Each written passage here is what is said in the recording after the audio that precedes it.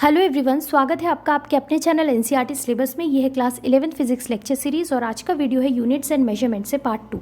हमारा आज का पहला टॉपिक है रेंज ऑफ लेंथ्स। इसके बाद हम पढ़ेंगे मेजरमेंट ऑफ मास और आज का हमारा लास्ट टॉपिक है एक्यूरेसी प्रिसिशन ऑफ इंस्ट्रूमेंट्स। तो सबसे पहले हमें पढ़ना है रेंज ऑफ लेंथ्स।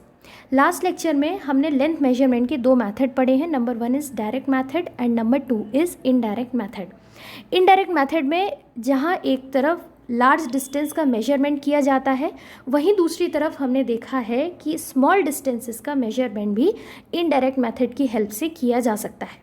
तो इससे हम ये समझते हैं कि जो लेंथ का रेंज है वो बहुत वाइड है। माइक्रोस्कोपिक वर्ल्ड से लेके मैक्रोस्कोपिक वर्ल्ड तक लेंथ का रेंज है और इस रेंज को ध्यान में रखते हुए कुछ प्रैक्टिकल यूनिट्स डिफाइन की जाती हैं, जिन यूनिट्स के बारे में हम पढ़ेंगे। सबसे पहली यूनिट है फर्मी, और जैसे ही हम उस यूनिट का नाम लेंगे उस यूनिट की एसआई यूनिट में क्या वैल्यू होती है हमें ये पता होना चाहिए। तो 1 फर्मी की वैल्यू एसआई यूनिट में होती है 10⁻⁻15 मीटर। तो आप ये वैल्यू देखकर समझ पा रहे होंगे कि 1 फर्मी यूनिट माइक्रोस्कोपिक वर्ल्ड के लिए वहाँ पर जो लेंथ का मेजरमेंट होता है उसके लिए यूज़ की जाती है। माइक्रोस्कोपिक वर्ल्ड में लेंथ मेजरमेंट की एक और यूनिट होती है जिसे बोला जाता है एंगस्ट्रॉम। 1 एंगस्ट्रॉम की वैल्यू होती है 10⁻⁻10 मीटर। तो ये थी दो practical units for length measurement in microscopic world. इसके अलावा एक यूनिट है astronomical unit. Astronomical unit macroscopic world में या फिर लार्ज डिस्टेंसेस के मेजरमेंट के लिए डिफाइन की जाती है। सबसे पहले हम देखते हैं कि एस्ट्रोनॉमिकल यूनिट की डेफिनेशन क्या होती है। यहाँ पर आप ब्रैकेट में इसकी डेफिनेशन देख सकते हैं। It is the average distance of the sun from the earth. Earth का सन से जो एवरेज डिस्टेंस होता है उसे बोला जाता है 1 एस्ट्रोनॉमिकल यूनिट। इस यूनिट की वैल्यू एसआई यूनिट में होती है 1.496 × 10⁻11 मीटर। एस्ट्रोनॉमिकल यूनिट के अलावा एक और यूनिट होती है जिसे बोला जाता है लाइट ईयर। तो सबसे पहले हम क्या करेंगे, लाइट ईयर को डिफाइन करेंगे। यहाँ पर आप फिर से इसकी डेफिनेशन देखिए। 1 light year is the distance that light travels with velocity of 3 × 10⁸ metre per second in 1 year. क्या है ये? 1 लाइट ईयर वो डिस्टेंस होता है जो कि लाइट 1 साल में ट्रैवल करती है with the speed 3 × 10⁸ metre per second. उस डिस्टेंस को क्या बोला जाता है? 1 लाइट ईयर। 1 लाइट ईयर की वैल्यू एसआई यूनिट में होती है 9.46 × 10⁻15 मीटर। हमारा आज का नेक्स्ट टॉपिक है measurement of mass. Last lecture में हमने मेजरमेंट ऑफ लेंथ देखा था, उसके दो मेथड्स पढ़े थे, और आज हम क्या देखेंगे कि मास का मेजरमेंट कैसे किया जाता है। मास के बारे में हमें सबसे पहली चीज़ ये याद रखनी है कि ये किसी भी मैटर की एक बेसिक प्रॉपर्टी है या फिर किसी भी मैटर की ये इनहेरेंट प्रॉपर्टी है। किसी भी बॉडी का या किसी भी ऑब्जेक्ट का जो मास होता है वो टेम्परेचर, प्रेशर या लोकेशन ऑफ द ऑब्जेक्ट पर डिपेंड नहीं करता। इससे हमारा क्या मतलब है? मान लीजिए अर्थ पर किसी बॉडी का या किसी ऑब्जेक्ट का मास है 5 kg। आप उसे स्पेस में कहीं पर भी ले जाइए, आप किसी दूसरे प्लैनेट पर ले जाइए, उस बॉडी का जो मास होगा वो हमेशा कितना रहेगा? 5 kg। मास की जो एसआई यूनिट होती है ये हम पहले ही पढ़ चुके हैं, वो क्या होती है? किलोग्राम, और इसे डिनोट किया जाता है केजी से। अगर हम माइक्रोस्कोपिक वर्ल्ड की बात करें तो मास मेजरमेंट के लिए किलोग्राम एक इनकन्वीनियंट यूनिट होती है, क्योंकि माइक्रोस्कोपिक वर्ल्ड में एटम्स, मॉलिक्यूल्स, इलेक्ट्रॉन्स, प्रोटॉन्स, इनका जो मास होता है वो 1 kg के कंपैरिजन में बहुत कम होता है।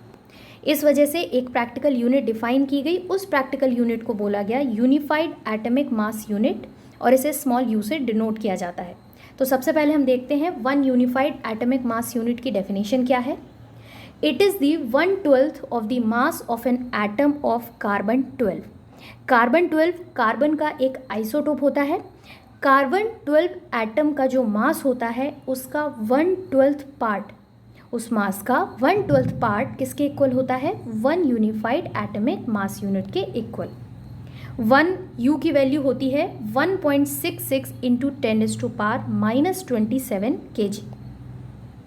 इसके अलावा जो कॉमन ऑब्जेक्ट्स होते हैं, कॉमन ऑब्जेक्ट्स का मास मेजर करने के लिए कॉमन बैलेंस का यूज़ किया जाता है। कॉमन बैलेंस क्या होता है ये हम नॉर्मल ग्रॉसरी शॉप्स में देख सकते हैं। कोई भी चीज़ हम अगर ग्रॉसरी शॉप में ख़रीदने जाते हैं तो वो कितना आप क्वांटिटी, कितने मास का क्वांटिटी ले रहे हैं, 1 kg 2 kg आप जितना भी ले रहे हैं वो मेजरमेंट कॉमन बैलेंस की हेल्प से किया जाता है। नेक्स्ट है लार्ज मासेस का मेजरमेंट कैसे करते हैं। लार्ज मासेस से हमारा मतलब है प्लैनेट्स, स्टार्स, इनका मास।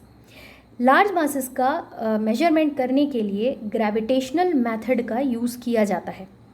क्लास 11th फिज़िक्स के चैप्टर नंबर 8 में हम ग्रेविटेशनल लॉ और ग्रेविटेशनल मेथड के बारे में पढ़ेंगे और उसमें हम समझेंगे कि कैसे लार्ज ऑब्जेक्ट्स या लार्ज मासेस जैसे कि प्लैनेट्स, स्टार्स, इनका मास कैसे मेजर करते हैं। तो ये था मास मेजरमेंट के बारे में। लास्ट लेक्चर में हमने लेंथ मेजरमेंट पढ़ा था। अब किसी भी एक्सपेरिमेंट में या किसी भी मेजरमेंट में 2 इम्पॉर्टेंट टर्म्स होते हैं।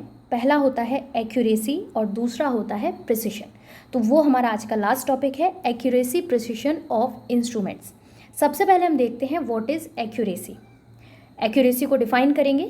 The accuracy of a measurement is a measure of how close the measured value is to the true value of the quantity.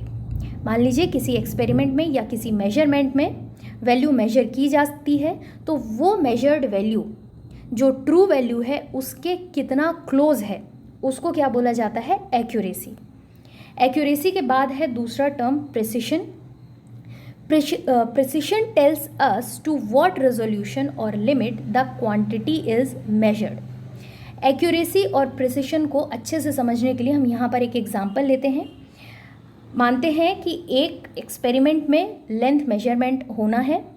उस लेंथ का जो ट्रू वैल्यू है वो कितना है, 3.678 सेंटीमीटर। एक डिवाइस है जिसका लीस्ट काउंट या फिर जिसका रेजोल्यूशन है 0.1 सेंटीमीटर। इसका मतलब ये है 0.1 सेंटीमीटर की जो डिवाइस है इससे जो मेजर्ड वैल्यू आएगी वो डेसिमल के बाद सिर्फ एक नंबर तक ही मेजरमेंट देगी। इसके अलावा एक दूसरी डिवाइस या दूसरा इंस्ट्रूमेंट है जिसका रेजोल्यूशन है 0.01 सेंटीमीटर और ये डिवाइस या ये इंस्ट्रूमेंट डेसिमल के बाद 2 नंबर्स तक रिजल्ट देगा। पहले एक्सपेरिमेंट में जो वैल्यू आती है लेंथ की वो आती है 3.5 सेंटीमीटर और दूसरे एक्सपेरिमेंट में जो रिज़ल्ट आता है वो आता है 3.38 सेंटीमीटर। तो हमें यहाँ पर ये देखना है कि कौन सा रिज़ल्ट एक्यूरेट है और कौन सा रिज़ल्ट प्रिसाइज है। यहाँ पर आप लास्ट पॉइंट देखिए, इसमें लिखा है the first measurement has more accuracy but less precision. More accuracy इसलिए क्योंकि जो 3.5 सेंटीमीटर है वो ट्रू वैल्यू के ज़्यादा क्लोज है as compare to 3.38 centimetre. But 3.5 centimetre का जो प्रिसिशन है वो कम है एज़ कंपेयर टू 3.38 सेंटीमीटर, क्योंकि 3.5 सेंटीमीटर जो रिज़ल्ट है ये डेसिमल के बाद सिर्फ एक रेजोल्यूशन तक या एक लिमिट तक ही रिज़ल्ट देता है। बट 3.38 सेंटीमीटर है वो आपको डेसिमल के बाद 2 नंबर्स तक रिज़ल्ट देता है। ठीक है, तो पहला वाला रिज़ल्ट मोर एक्यूरेट है बट लेस प्रिसाइज है। बट जो सेकेंड रिज़ल्ट है वो लेस एक्यूरेट है। लेस एक्यूरेट क्यों? क्योंकि 3.5 सेंटीमीटर ट्रू वैल्यू के ज़्यादा क्लोज है 3.38 के कंपैरिजन में। ठीक है, तो 3.38 सेंटीमीटर वाला जो रिज़ल्ट है वो लेस एक्यूरेट है बट मोर प्रिसाइज है। ये था हमारा आज का लेक्चर। मिलते हैं नेक्स्ट वीडियो में आगे के टॉपिक्स के साथ। अगर आपको मेरा आज का वीडियो अच्छा लगा तो वीडियो को लाइक करिए, चैनल को सब्सक्राइब करिए। Thank you so much.